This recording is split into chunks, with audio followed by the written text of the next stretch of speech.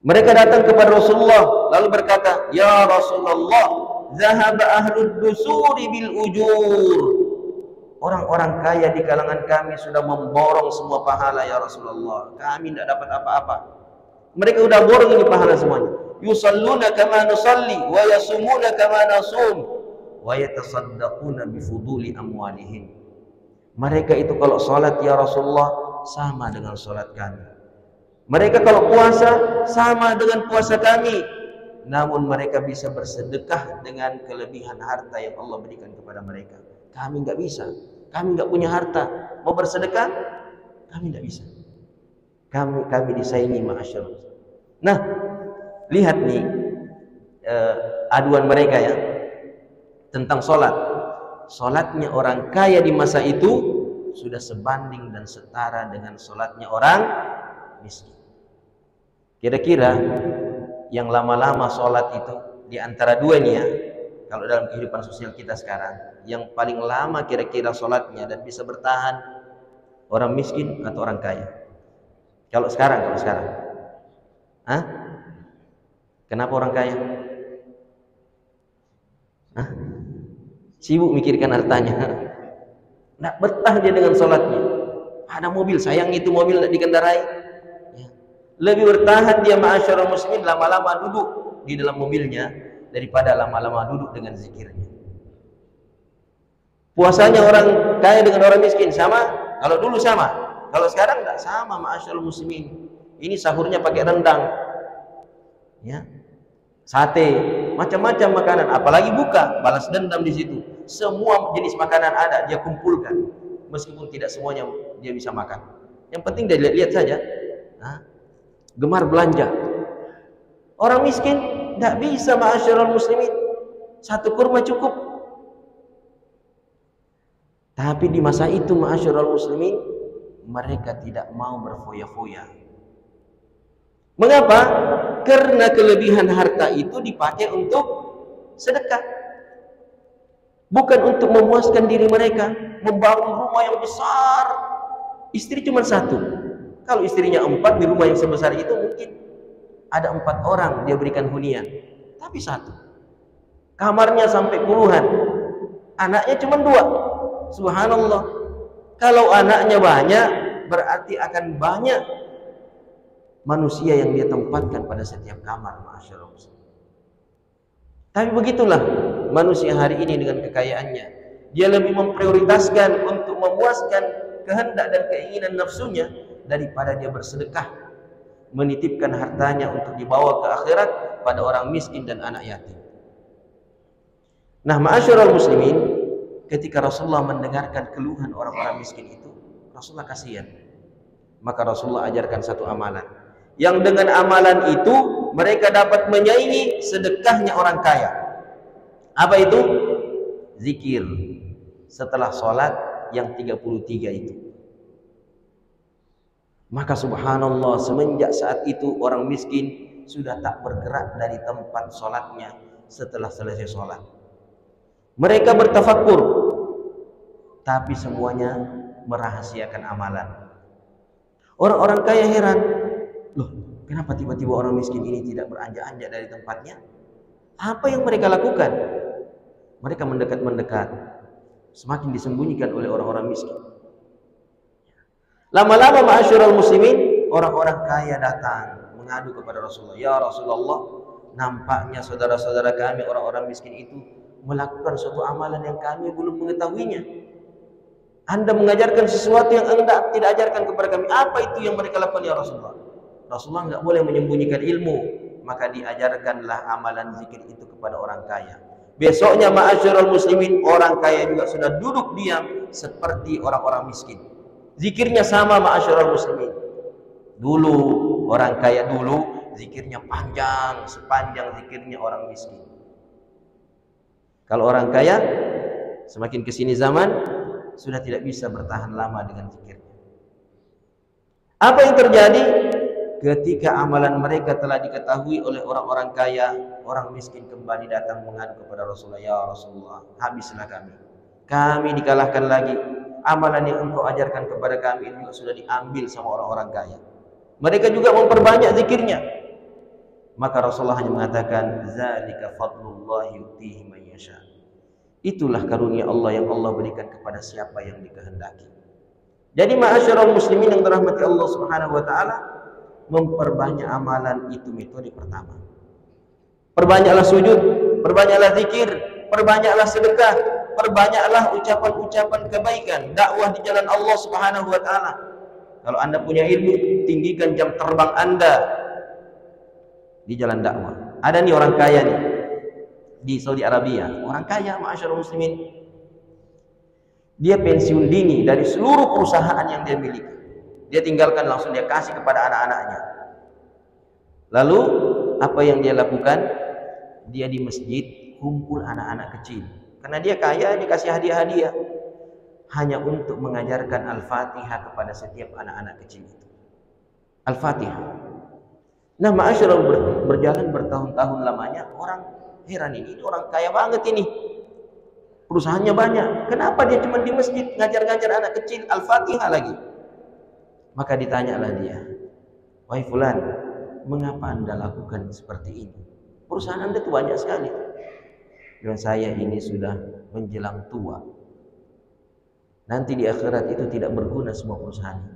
Biarlah anak-anakku yang mengurusnya. Aku bersama dengan mereka. Lantas mengapa Anda cuma hanya mengajarkan surah Al-Fatihah? Dia mengatakan, tidak ada Al-Quran, ayat Al-Quran yang dibaca berulang-ulang setiap hari melebihi Al-Fatihah. Berarti kalau aku ajarkan kepada mereka, setiap hari mereka akan baca, dan setiap hari itu aku akan mendapatkan pahala dari setiap huruf yang mereka baca. Itu namanya kerja cerdas ma'asyiral muslimin. Sederhana yang Anda ajarkan, tapi bonus pahalanya luar biasa besar. Karena itu dibaca di dalam sholat, pahalanya lebih besar, lebih banyak. Dia itu rukun dalam sholat, Anda tak baca, sholat batal, tak sah. Subhanallah. Berarti membuat sholat seseorang itu menjadi sah karena bacaannya. Dan Anda telah mengajarkan ilmu yang sangat berharga itu kepadanya. Pahalanya besar ma'asyiral muslimin. Maka idealnya orang tua ini jangan sampai surah Al-Fatihah, pahala bacaan surah Al-Fatihah anak Anda diambil sama gurunya. Anda kan tahu Al-Fatihah, kita semuanya tahu Al-Fatihah. Maka jangan pahala bacaan itu nantinya diambil sama gurunya. Rugi Anda. Itu anak Anda lebih berhak untuk mendapatkan pahala bacaan Al-Fatihah anak Anda setiap dia sholat. Caranya bagaimana? Andalah yang mengajarkan Al-Fatihah, bukan gurunya. Kalaupun surah-surah yang lain ya mungkin ya silahkan kepada guru, tapi Al-Fatihah enggak. Nah, ma'asyiral muslimin, metode kedua memperbanyak dan memperbesar bonus pahala adalah menyesuaikan setiap amalan kita dengan tuntunan Rasulullah sallallahu alaihi wasallam. Sesuaikan.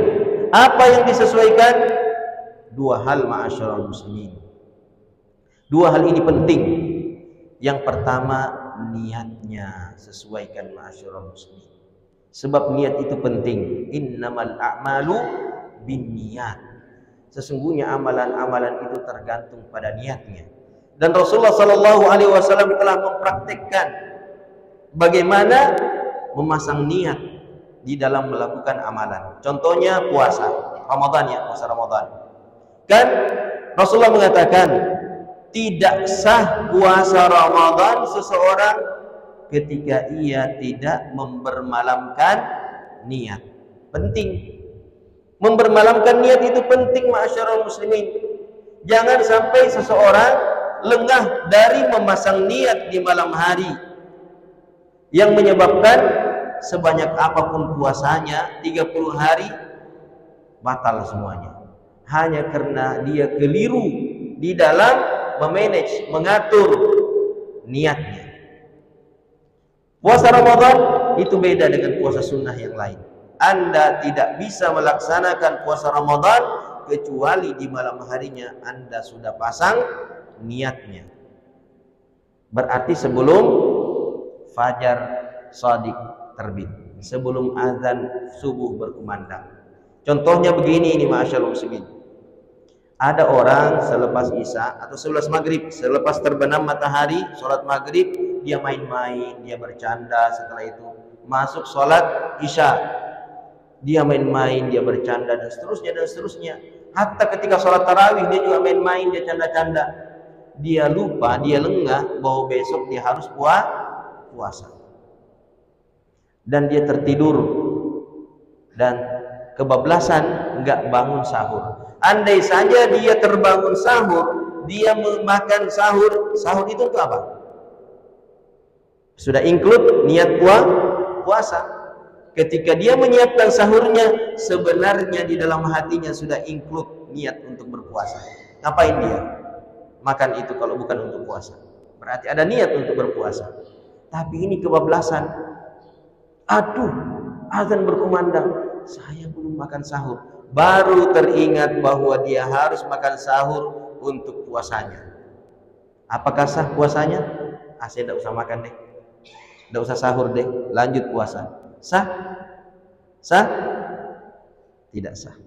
Mengapa? Tidak ada niat yang mengawalinya di malam hari. Tidak ada niat ma'asyiral muslimin yang mengawalinya di malam hari.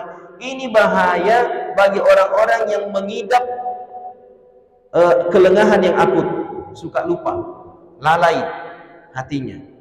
Oleh karenanya di dalam mazhab Syafi'iyah, orang-orang yang memiliki penyakit lalai yang akut, itu dia dituntun dia untuk mengucapkan niatnya.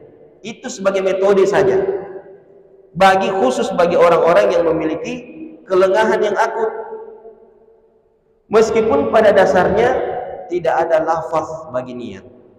Tidak ada lafaz bagi niat ma'asyiral muslimin. Oleh karenanya tidak ada yang dapat mendeteksi niat seseorang karena dia tidak memiliki lafaz. Seandainya dia memiliki lafaz, maka dia terdengar. Kalau dia terdengar, berarti semua orang yang mendengarkannya bisa mengetahui niat orang lain. Tapi tidak ada yang bisa mengetahui niat itu kecuali si pemilik niat dan Allah Subhanahu wa taala. Ini yang pertama, niat. Dan pastikan ma'asyiral muslimin, niat ini selamat dari 3 virus perusak. Apa yang 3 ini? Yang pertama, riya, ingin dilihat. Meskipun dia sendiri, karena dia mau dilihat, dia selfie. Betapa khusyuknya aku sholat di depan Ka'bah lagi. Baru dia share supaya dilihat sama teman keluarganya, teman-temannya. Ini perusak niat ma'asyiral muslimin yang sangat menghancurkan amalan tersebut dan menghapus bonus pahala di sisi Allah Subhanahu wa taala. Yang kedua adalah sum'ah. Tidak perlu dilihat tapi didengarkan kabarnya. Kasih tahu ya, saya tadi malam qiyamul lail 1 juz. Ya. Tidak ada yang lihat tapi dia ingin didengarkan kabar tentang dirinya bahwa di malam hari dia telah qiyamul lail 1 juz. Maka dia sampaikan kepada istrinya, kabarkan kepada tetangga-tetangga nanti kalau kamu cerita, saya itu tiap hari qiyamul lail, tiap malam qiyamul lail. Sum'ah, ingin didengar. Atau tidak mesti dilihat, tidak mesti dengar. Ada perusak yang lain, namanya ujub, pujiale, bahasa Bugis. Ya. Dia mengagumi dirinya sendiri. Akulah orang yang paling baik, paling khusyuk, paling sempurna, paling semuanya dibandingkan yang lain. Subhanallah, dia bangga dengan amalan-amalannya. Maka tentang niat kita, waspadai 3 virus ini agar bonus pahala kita di sisi Allah meningkat pesat dengan jumlah yang tak terbilang. Kemudian ma'asyiral muslimin, yang kedua dalam meneladani Rasulullah adalah kaifiyat, tata cara dari pelaksanaan ibadah itu. Umpamanya, kalau ada lafaznya yang dipatenkan oleh Rasulullah, gunakan lafaz itu. Sebab kalau Anda rubah ma'asyiral muslimin, Anda tidak mendapatkan pahala. Contohnya apa? Seseorang yang di masa Ibnu Umar tawaf, lalu pemuda itu bersin, lafaz yang diajarkan oleh Rasulullah untuk kita ucapkan setelah bersin apa? Cukup itu? Cukup. Alhamdulillah. Gak usah ditambah, gak usah dikurangi. Alhamdulillah. Anak muda ini dia tidak merasa cukup dengan lafaz itu. Dia tambah sedikit. Alhamdulillah wassalatu wassalamu ala Rasulillah. Ada tambahannya, salawat. Bagus? Bagus? Bagus? Baguslah, salawat. Nas Nabi bagus, ya kan? Siapa yang mengatakan salawat itu buruk? Bagus, ma'asyiral muslimin. Tapi tidak semua yang kita anggap bagus sesuai dengan tuntunan sunnah. Ya. Kita di dalam beramal harus menyesuaikan dengan tuntunan sunnah, karena itulah yang terbaik. Apa yang Rasulullah ajarkan, apa yang Rasulullah praktekkan, meskipun sederhana, itu jauh lebih baik dari apa yang kita duga dan kita anggap. Maka Ibnu Umar langsung tangkap tangannya anak muda itu, lalu didekatkan ke sisinya, lalu berkata, "Laisa hakadza 'allamana Rasulullah." Bukan seperti ini Rasulullah dahulu mengajarkannya kepada kami. Innama qala idza atisha ahadukum falyahmadillah wa lam yaqul falyusalli alayya. Dulu Rasulullah hanya berpesan kepada kami, siapa saja di antara kalian bersin, maka hendaklah dia mengucapkan alhamdulillah, dan Rasulullah tidak menganjurkan kami untuk berselawat kepadanya setelahnya. Jadi ma'asyiral muslimin, mematenkan lafaz tertentu untuk ibadah tertentu penting sesuai dengan tuntunan Rasulullah. Apalagi contohnya? Allahu Akbar, takbir itu kan? Takbir rukun ya.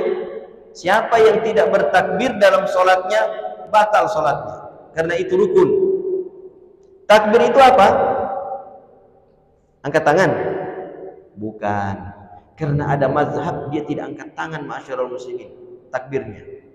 Takbir itu adalah qauluka Allahu Akbar, ucapanmu Allahu Akbar. Maka jangan diam-diam kalau sholat. Nah, ini enggak takbir kayaknya. Kalau bergerak lisannya di dalam, berarti dia menyebutkan lafaz. Karena lafaz itu, talaffuz itu kerjaannya lisan. Oke lah, terkatup bibirnya sedikit, tapi lidahnya di dalam Allahu Akbar dia ucapkan. Berarti ada lafaz meskipun tidak terdengar, masih ditolerir, sah.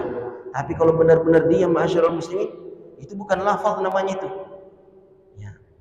Tidak ada niat bertakbir, niat bertakbir, tapi lafaz takbir Allah. Oke lah, saya mengatakan dengan lafaz yang lain, maknanya sama. Allah Maha Besar. Sama kan maknanya kan? Terjemahannya. Sah salat. Saya rubah lafaz sedikit dari Allahu Akbar menjadi Allah Maha Besar. Tidak berbeda maknanya, ma'asyiral muslimin. Hanya lafaz dan hurufnya yang berbeda. Maknanya sama. Allahu Akbar, Allah Maha Besar juga. Sah salatnya? Tidak sah. Mengapa? Lafaz yang telah dipatenkan oleh Rasulullah untuk takbiratul ihram, Allahu Akbar, bukan Allah Maha Besar. Maka menyesuaikan dengan lafaz-lafaz itu kalau dipatenkan oleh Rasulullah harus kita lakukan, ma'asyiral muslimin. Kalau Anda tidak lakukan, tidak ada pahalanya. Demikian pula tentang waktu. Waktu amalan. Amalan-amalan ada yang telah dipatenkan oleh Rasulullah waktunya, seperti puasa Ramadan. Anda tarik di bulan Sya'ban, sah. Puasa Ramadannya ditarik ke bulan Sya'ban, tidak ada uzur, dia tidak sakit, tidak apa lagi, tidak safar, safar kan, tapi dia tarik ke bulan Sya'ban, atau dia undur ke bulan Syawal tanpa uzur, sah? Tidak sah puasa Ramadan. Puasa Ramadan hanya dilakukan di bulan Ramadan. Demikian pula salat ya, fardu. Itu ada waktunya, maka tidak bisa digeser-geser. Apalagi ma'asyiral muslimin, tempat. Ada amalan-amalan tertentu, ma'asyiral muslimin, Rasulullah telah patenkan tempatnya. Anda geser ke tempat lain tak sah. Seperti apa? Tawaf. Ada yang mau geser ke bawah Karaing, terlalu mahal kalau tawafnya di Ka'bah. Kita pergi tawaf di bawah kareng. Ada di bawah kareng tempat tawaf, masyaallah muslim.